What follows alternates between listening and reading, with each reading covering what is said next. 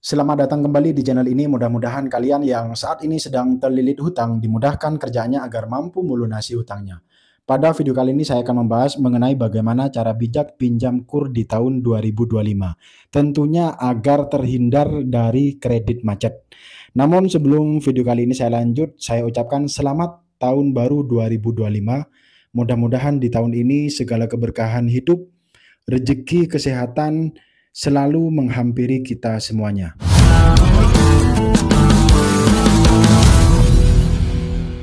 Membangun sebuah bisnis, membangun sebuah usaha, ataupun mengembangkan sebuah usaha dan bisnis, tentu pasti kita butuh yang namanya modal uang. Tidak melulu ide, gagasan, dan tenaga. Kalau cuma itu-itu aja, kemudian kita tanpa ada dukungan ataupun kita tanpa ada modal uang, ide, gagasan, dan tenaga itu tidak akan berjalan.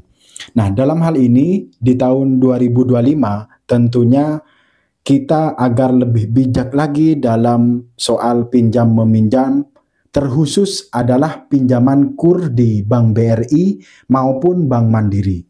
Ada banyak kasus, ada banyak contoh yang kemudian bisa kita pelajari di tahun-tahun sebelumnya.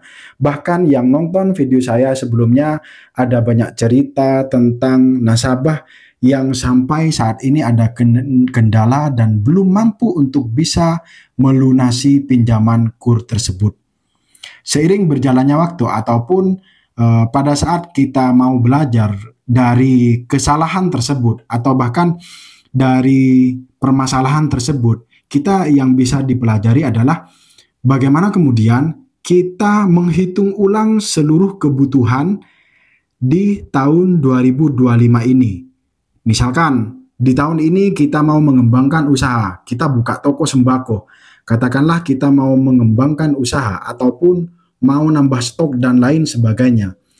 Di mana idealnya yaitu kita harusnya pinjam, yang boleh pinjam ke bank itu hanya boleh 30% saja. Itu pandangan saya.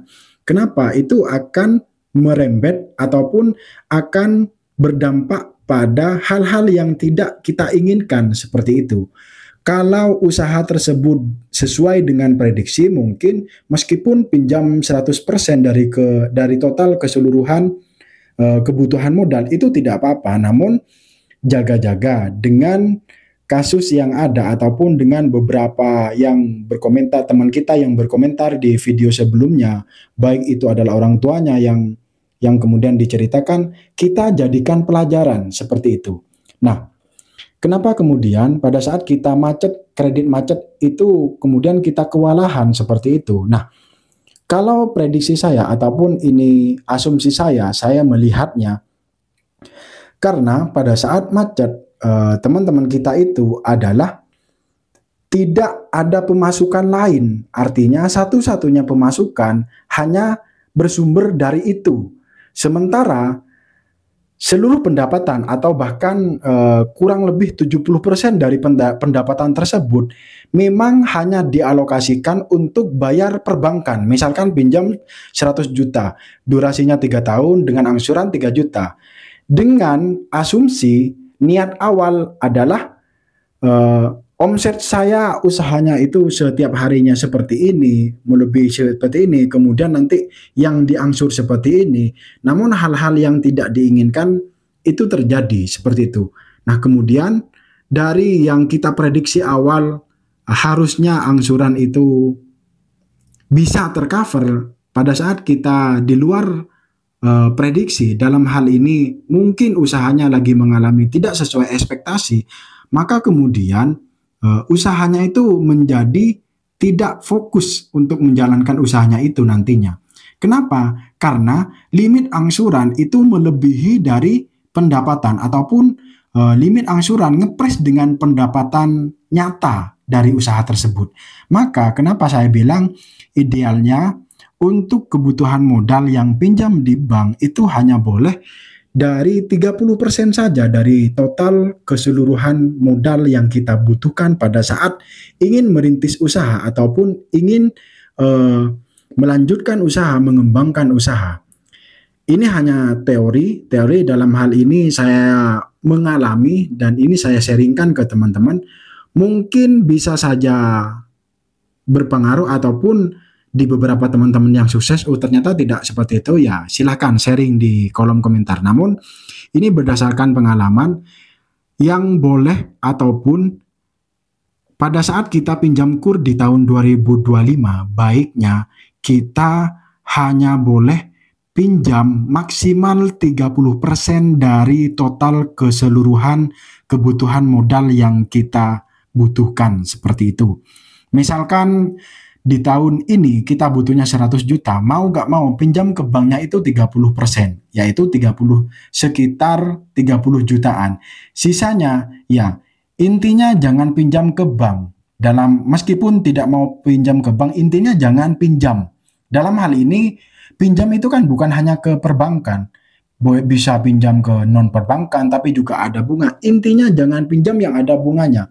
Nah, kalau begitu usahanya tidak jalan dong, sementara kebutuhan modalnya seperti ini 100 juta full, sementara memang tidak ada. Kita harus butuh yang namanya suntikan modal dari keseluruhan dari bank.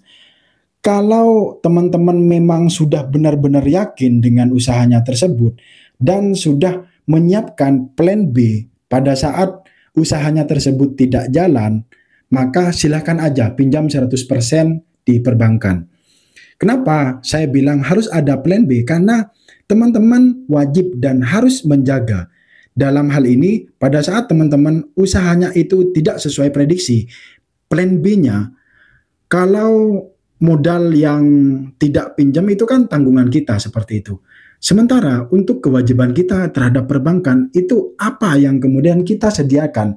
Bukan pada saat kita setelah mengalami bangkrut, pada saat kita mengalami usaha tidak baik-baik saja, kemudian kita lagi mikir gimana caranya balikin ke bank. Artinya, membangun bisnis, membangun usaha, nekat itu penting, namun tetap harus diukur. Supaya apa? Supaya tidak terjadi hal-hal yang tidak diinginkan. Dalam hal ini adalah kredit macet. Tentu ada banyak cerita di tahun 2024 ke belakang. Ada banyak berkomentar teman-teman kita di video sebelumnya di mana sampai saat ini belum mampu untuk melunasi pinjaman KUR tersebut. Bahkan bukan cuma di 2024, ada yang sudah 2010, ada orang tuanya yang pinjam, bahkan di bawahnya 2010 sampai detik ini masih belum mampu untuk melunasi hutangnya. Kenapa ya? Karena membangun usaha, membangun bisnis itu sangat tidak mudah, teman-teman. Artinya saya bukan mau bacot kemudian menggurui teman-teman, hanya saya mau sharing sebagai mantan karyawan bank yang dimana memang terkhusus adalah dulu waktu itu saya menawarkan ataupun memproses pinjaman KUR, di mana saya tahu modal-modalnya, nasabah yang bisa berkembang, yang nasabah yang saya prediksi kemudian, oh ini bakalan macet seperti itu, sedikitnya saya tahu. Maka apa yang saya alami kemudian saya sharekan ke teman-teman agar lebih hati-hati. Nekat dalam berbisnis itu penting, namun tetap kehati-hatian itu juga harus ditumbuhkan di mentalnya teman-teman, supaya lagi-lagi terhindar dari yang namanya kredit macet. Bapak Ibu, teman-teman, adik-adik semuanya, pada saat kita bekerja, pada saat kita mungkin jadi karyawan, itu mempunyai keinginan kalau berbisnis sendiri, kalau punya usaha sendiri itu enak ya, tidak terikat. Banyak karyawan yang kemudian kepincut ataupun dalam hal ini pengen mandiri secara finansial untuk mengembangkan usaha, tidak menjadi karyawan. Itu bagus, namun tetap dalam batas normal, tetap dalam batas kewajaran. Artinya, kalau usaha tersebut masih bisa dikesampingkan, tapi teman-teman juga masih bisa bekerja, itu silahkan jalankan dua-duanya. Dan balik lagi, bagaimana kemudian kita bijak dalam pinjaman KUR di tahun 2025. Yang pertama, tentukan ataupun kalkulasi ulang seluruh kebutuhan modal di tahun 2025. Dan yang tak kalah penting, maksimal boleh pinjam di perbankan ataupun pinjaman yang berbunga lah. Dalam hal ini saya contohkan pinjaman KUR itu hanya boleh pinjam 30% saja dari keseluruhan modal. Supaya apa? Ngantisipasi hal-hal yang tidak diinginkan. Kalau usahanya teman-teman melambung tinggi, artinya jalan, ya silakan. Itu kan di luar ekspektasi dan pasti bakalan mampu untuk bayar ke perbankan. Namun dalam hal ini hal-hal yang tidak diinginkan itu kan terjadi. Nah, ini yang harus kita antisipasi dari awal. Bukan pada saat kita pinjam itu tidak mikir jangka panjang, kemudian pada saat kita mengalami kredit macet baru kita pikirkan gimana solusinya. Itu menurut saya kurang tepat. Dan perlu yang diketahui kenapa saya sarankan pinjam kur, saya bahasnya pinjaman kur, karena sampai detik ini pinjaman kur adalah suku bunga terbaik di antara pinjaman-pinjaman yang lain. Kenapa? Karena dalam 1 tahunnya pinjaman kur itu hanya 6%. Sementara untuk pinjaman reguler itu bisa 12 sampai ke atas seperti itu. Bahkan setiap bulannya itu 1%. Sementara kalau kur itu hanya 0,3, itu kan berapa kali lipatnya.